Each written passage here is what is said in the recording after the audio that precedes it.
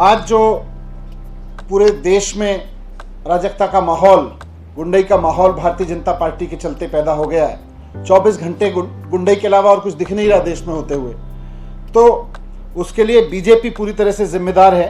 और ख़ासतौर से वो युवा जो देश को पढ़े लिखे लोगों का देश की पहचान दिलाना चाहता है, जो चाहता है कि हमारे देश में पढ़ाई लिखाई की बात हो, हमारा देश पढ़े लिखे लोगों का देश कहलाए, उसके खबरें आएँ तो पढ़े लिखे लोगों की खबरें आएँ कि पढ़े लिखे लोग यहाँ कर रहे हैं, ये कर रहे हैं, वो बहुत निराश है इससे। मैं ये कहना चाहता हूँ कि अगर देश में ये गुंडई, ये लफंगई बंद करनी है तो इसका सबसे सरल और सबसे बढ़िया तरीका है बीजेपी के हेडक्वार्टर पे बुलडोजर चला दो। भारतीय जनता पार्टी के हेडक्वार्टर पे बुलडोजर चला दो, लफंगों के हेडक्वार्टर पे बुलडोजर चल जाएगा अपने आप। जितना गुंडई हो रही है देश में, उसके हेडक्वार्टर पे अपने आप बुलडोजर चल जाएगा। और जब ये बात करते हैं तो आज मैं सुन रहा था रोहिंग्याओं की बात करते हैं भारतीय जनता पार्टी के नेता।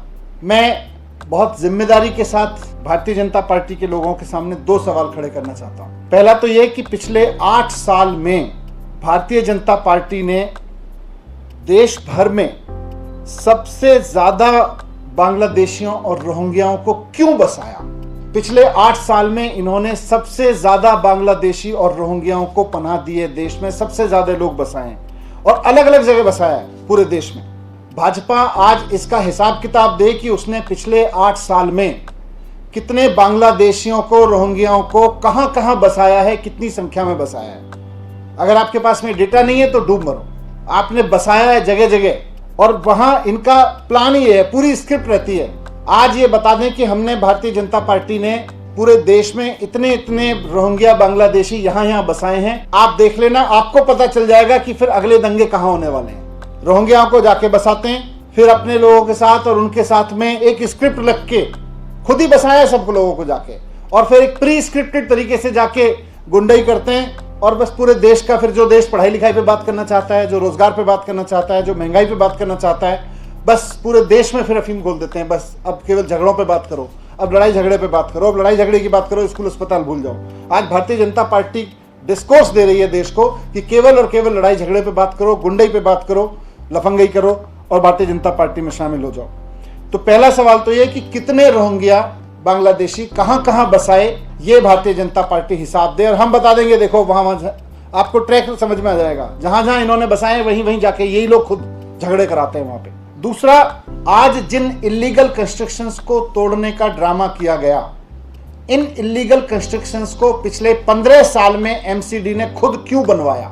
भारतीय जनता पार्टी जवाब दे इस बात का कि जिन इलीगल कंस्ट्रक्शंस को तोड़ने का आज ड्रामा किया गया, भारतीय जनता पार्टी के किस नेता ने कितने पैसे खा के उन इलीगल कंस्ट्रक्शंस को बनवाया, इसका जवाब दे।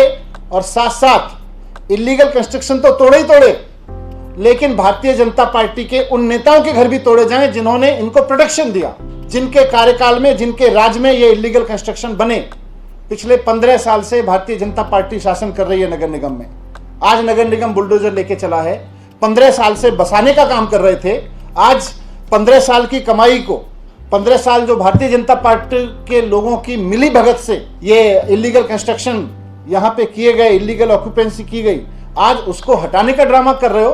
पहले भारतीय जनता पार्टी ये बताए कि उन नेताओं के ऊपर बुलडोजर कब चलेगा भारतीय जनता पार्टी के, जिनके राज में पिछले 15 साल में बीजेपी के शासन में ये इलीगल कंस्ट्रक्शन यहाँ पे हुए, जिनकी मिली भगत से, जिनके पैसा खाने से यहाँ इलीगल कंस्ट्रक्शंस हुए। इन दोनों सवालों के जवाब भारतीय जनता पार्टी को देने ही पड़ेंगे। मैं सवाल उठा रहा हूं भारतीय जनता पार्टी पे कि क्यों इस देश के डिस्कोर्स को गुंडई में झोंक रही है भारतीय जनता पार्टी। क्या इस देश को 21वीं सदी में एजुकेशन की बात नहीं करनी चाहिए, अस्पताल की बात नहीं करनी चाहिए। आज दुनिया आईटी की बात कर रही है और हम लफंगई और गुंडई की बात कर रहे हैं। ये देश को कहां लेके जा रही है भारतीय जनता पार्टी।